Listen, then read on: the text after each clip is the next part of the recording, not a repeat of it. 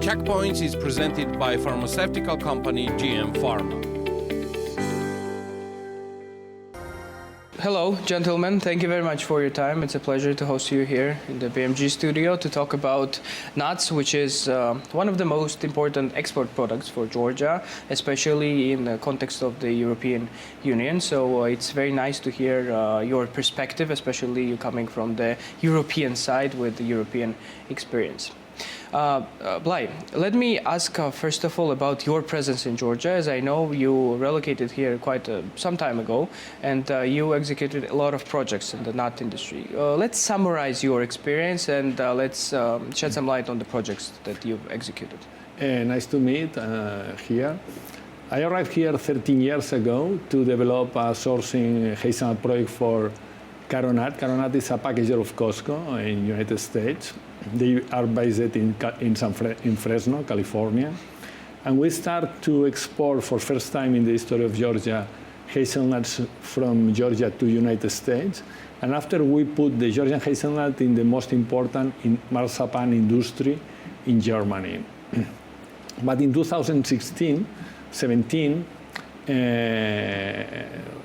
started the Parasana issue, and we put the project in standby at the present, because the Parasana made many issues in quality and in volume. It was very difficult to develop an important sourcing project like we were working in this time. No? Given that we jumped to Parasana issue, let's continue with that topic, because it, as you just mentioned, it appeared in 2016, it's 2024. Yeah. Now it's still an issue. Is it too late, in your opinion, to intervene? If no, how should the government and the private sector intervene? What should be done in order to eliminate this issue once and for all? Parasana is possible to fight, but it's necessary to change the strategy. The strategy in the beginning was with the focus that some international organizations gave support to the government, and these international organizations like FAO, they did not have enough experience to manage that.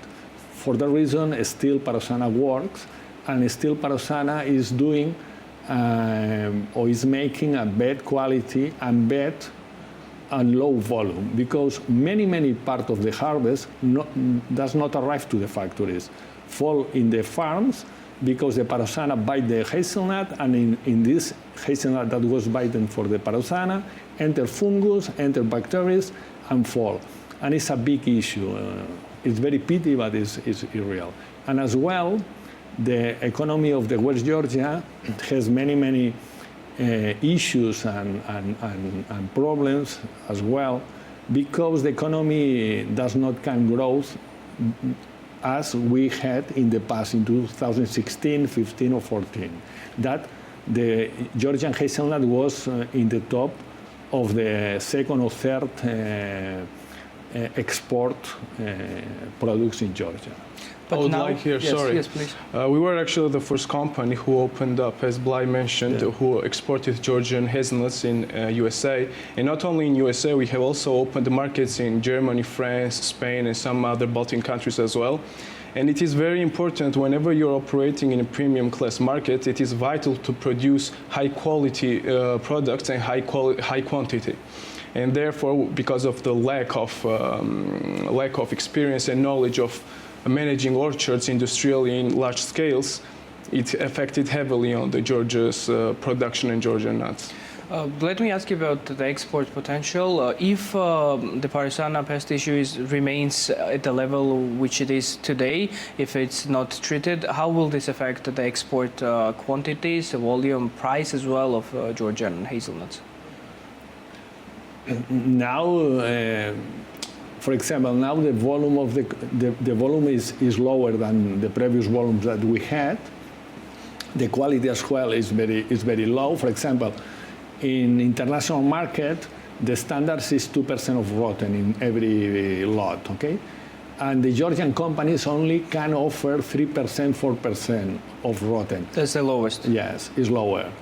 Plus insect bite. Insect bite, the percentage of insect bite of the Georgian hazelnut is higher than in other areas or locations, okay?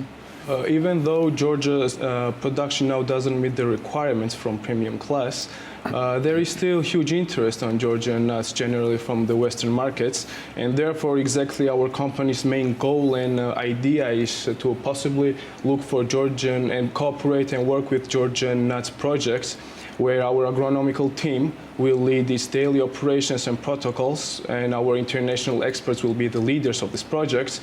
And after successfully obtaining the harvest, it is possible to renew negotiations and talks for possibly exporting Georgian nuts into Western markets. So just to clarify, you act as a consultant party that consults businesses on nut production, or? Yes, we are working in nuts sector like a consultant and in industry, agriculture, and in sourcing as well, and sales in Europe and in United States. We cooperate with one company, Farmer Gates in New York, that is a capital fund. Capital funds in Europe like Mirova or FinFound. And our job is to develop projects and management, like in Green Pots. We are developing organic almonds and olive project in Spain and in France with a French capital. And as well, we work with a capital funds to evaluate investments of nuts that they would like to enter like an investor. And we have long experience on a big scale. We evaluate projects that 6,000, 7,000 hectares, 8,000 hectares of nuts. We evaluate projects in Bhutan, we evaluate projects in Portugal, in Spain, in California, and we have long experience about that. I started to work with nuts 45 years ago. Oh, wow. Okay. And shortly, I would like to add that our team is based in Georgia, but also we have a great relationship with Spanish companies, which they specialize in drawing and designing the project and its irrigation system. And also, we are cooperating with one of the highly innovative technological company that uses drones and AI, where you can get scientific information on the database and to have scientific exact points.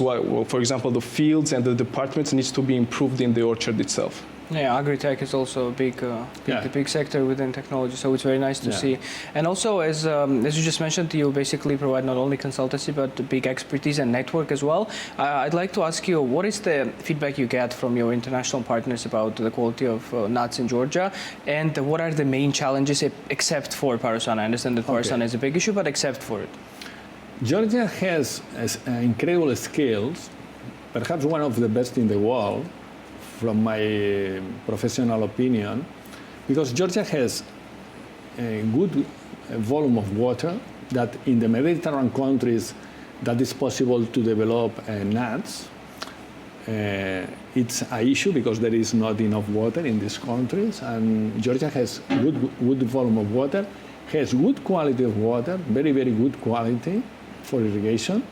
And as well, Georgia has incredible soils, and it's very difficult to find these soils in Spain and Portugal. We don't have this quality of soils. You can imagine, in Sagrejo, I am carrying out a walnuts project, and the plot has 7% of the organic material in the soil. In Spain, when we have 1%, is a rich soil. Okay.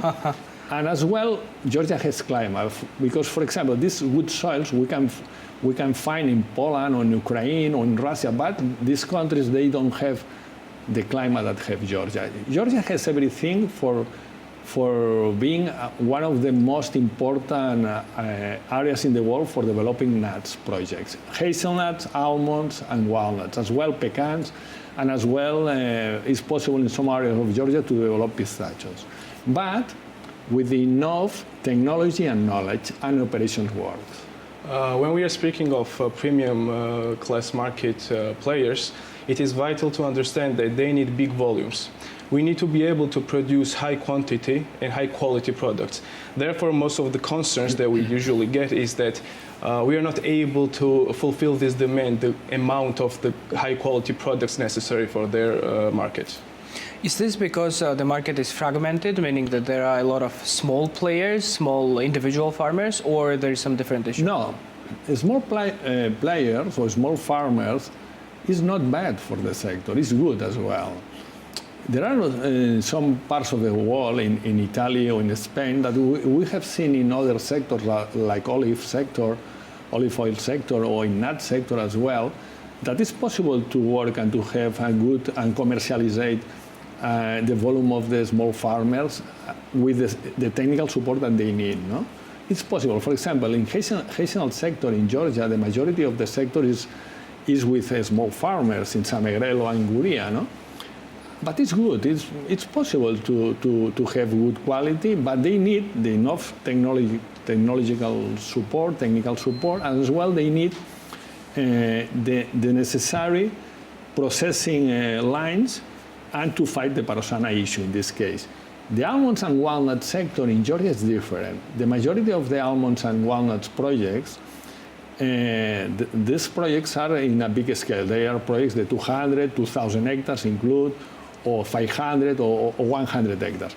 These projects are in different situations because they started these projects in walnuts, almonds 7 years ago, 6 years ago, and they did not calculate well the correct COPEX and the correct CAPEX, no? And they developed the project without enough financial knowledge and operation works. And they thought that there will be easy to develop these projects.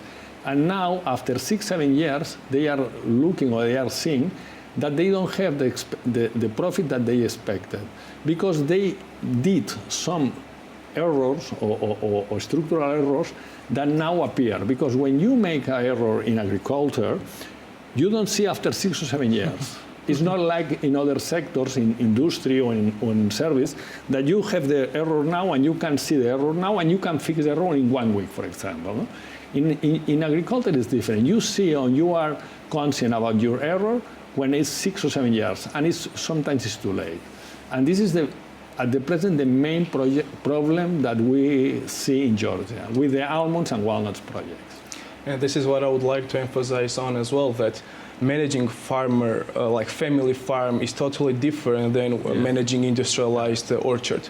This is the reason that we collected a team from outside of country as well to have these international experts and to manage daily operations and protocols of industrial orchards, because it is totally different managing larger scale projects rather than family-owned orchards. One of the main difference between the small and big enterprises is access to capital, because usually small farmers tend to have lower access to capital, which is usually more expensive. Is this a problem that you see in the Georgian nut industry in general, access to capital, access to smart money, so-called, or if not an issue? The problem is that the banks at the present, the more important banks, they start to see that some projects, big projects, no small projects, some big projects, they start to have issues, economical issues, because they cannot return the credits or the loans that they had in the past with the banks 6 or 5 years ago, because they did not make or they did not design the correct project for having or for returning the total investment. And this is the main issue, no? But I am sure that with the correct management and the correct knowledge, I mean in operation and in agriculture, Georgia can develop one of the most important nut sector in the world, because the resources like water or soils and climate is amazing, okay? And for example, when I arrived here and I chose this country for developing the sourcing project for Costco, for Aronia, I saw one variety of the hazelnut and akluri that for me is the best tasting hazelnut in the world. For that reason, we chose this to start this project now in Turkey, and we start this project in Georgia.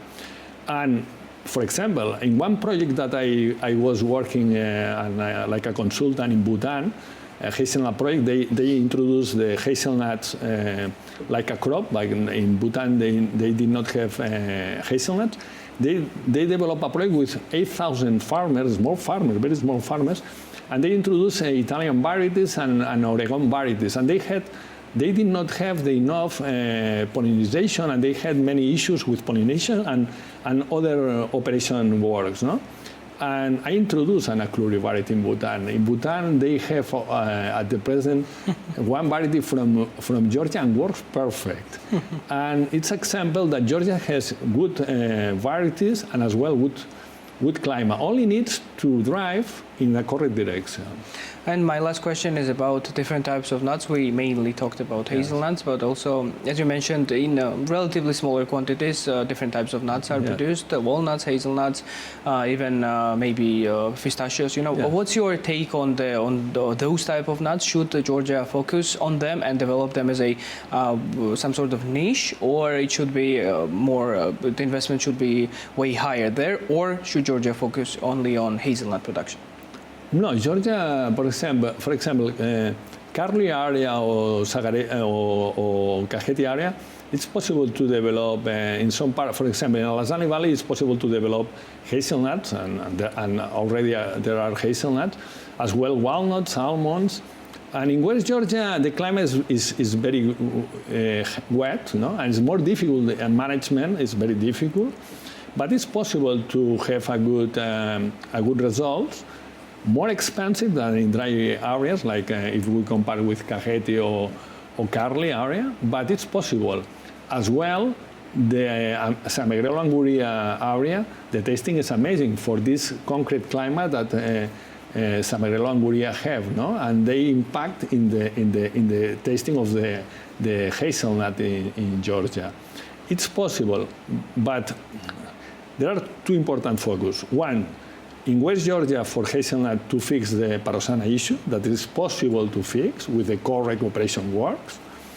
And second, in East Georgia, with the almonds and walnuts, to work in a different way. At the present, the last 6 years that the projects are very young, almonds and walnuts projects was designed for the suppliers. And when the project is designed for the supplier, not for a professional with a big experience, the supplier only give you that they have, not that you need. And we have seen in many projects. And they are making issues, they fix the issue.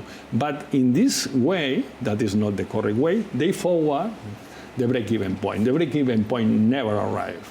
And this is the main problem. And now we can see in almond sector, it's very clear, and a little bit in walnuts, people start to see that it's difficult to have quality in walnuts, because one concept is to produce, and after is to produce but with quality. Because if you produce walnuts with not good quality, it's for pricing, it's not commercial. And these concepts in this young sector, I mean almonds and walnut sector, many investors, they start to see that it's not easy and it's necessary to make some change. And it's, let's see, but I hope that in medium term, short term, we'll see much better results.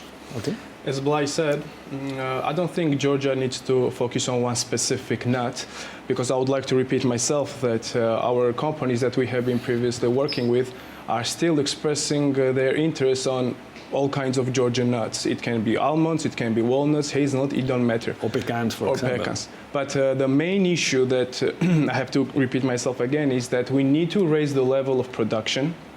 We need to raise the quality and quantity, and once the harvests are successful and we become to that level, then it will be easy to offer them our products and possibly export Georgian nuts. So I don't think we should solely focus on one specific nut.